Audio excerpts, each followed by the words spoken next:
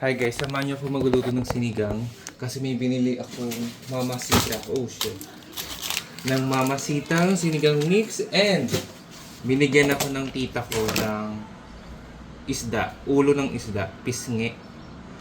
And di ko alam kung anong isda to, pero mukha naman siyang salmon, di ba? Salmon ba to? Basta isda siya. So gagawin natin sinigang. Vamos, let's go. Naghiwa lang ako mga panggisa. Meron tayong sebola, kamatis, patata. Dahil wala akong gabi, patatas na lang gagamitin ko. Tapos frozen na vegetables. Yun na lang gagamitin ko sa sangkap. Para tipid-tipid. Grabe lang ng olive oil. Ang silang. Mix. Nag-uusok na.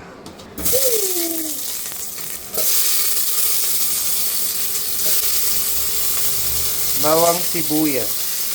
Papalutuin lang natin ito. Dapat guys, pag magsisinigang kayo, may luya to. Pero wala akong luya. Pero, meron naman akong powder na luya. Kaya ito na lang gagamitin ko. Ganyan na, lalagyan na natin ng tubig.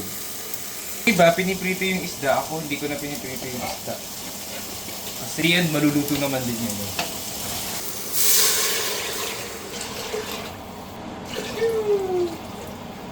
Yung mix, siguro okay na yan. Lagyan na natin itong isda. Sabay ko na din yung mga gulay. Dahil isda to guys, huwag nyo masyado i-overcook yung isda kasi madudurog. Dahil wala tayong ginger, maglalagay lang ng onting ginger powder para mawala lang yung lansa ng isda. Maluluto na to kahit nakapatay yung apoy. Maraming spinach.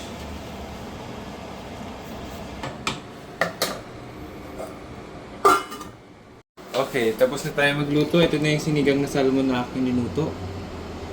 Wait, pakita ko sa inyo. Yan ang sinigang na salmon. Okay, titikman natin siya on the next video. Ciao guys, see you in the next video.